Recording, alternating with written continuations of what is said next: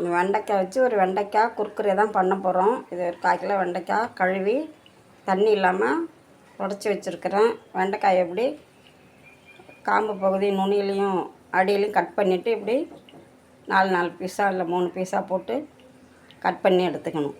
Cut பண்ணிவிட்டு பார்க்கலாம். வெண்டைக்காவை இப்போ நல்லா நீட்டாக கட் பண்ணி எடுத்தாச்சு.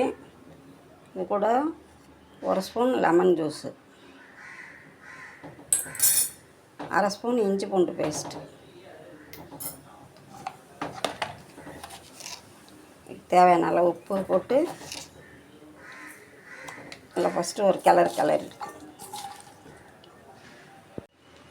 இப்போ இது கூட 1 ஸ்பூன் காரத்துக்கு தகுந்த மாதிரி மிளகாத்தூள் போட்டுக்கோங்க. உங்களுக்கு எவ்வளோ காரம் வேணுமோ அவ்வளோ. 2 ஸ்பூன் போட்டிருக்கேன். கொஞ்சமாக கரம் மசாலா,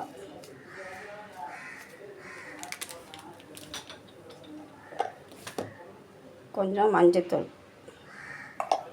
இதில் ஒரு 3 டேபிள் ஸ்பூனு கடலை மாவும் 2 டேபிள் ஸ்பூன் அரிசி மாவு, ஒரு ஸ்பூன் மல்லித்தூள் எடுத்துருக்குறேன். இதையும் இதோட போட்டுக்கலாம். எல்லாத்தையும் இப்போ நல்லா பெசரி எடுத்துக்கலாம். லெமன் ஜூஸும் புழிஞ்சிருக்கிறதுனால கொஞ்சம் ஈரத்தன்மை இருக்கும். நல்லா கிளறி விட்டுட்டு 10 நாளாக லேசாக தண்ணி தெளித்து பிசைஞ்சிக்கலாம். நல்லா பிசைஞ்சு எடுத்தாச்சு. இது அப்படியே எண்ணெயில் போட்டு பொரிக்க வேண்டியதுதான். எண்ணெய் காய வச்சு வச்சுருக்கேன்.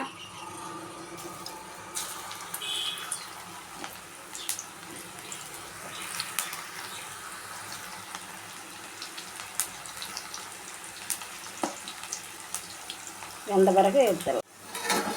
நல்லா வெந்துட்டு இப்போ எடுத்துடலாம்.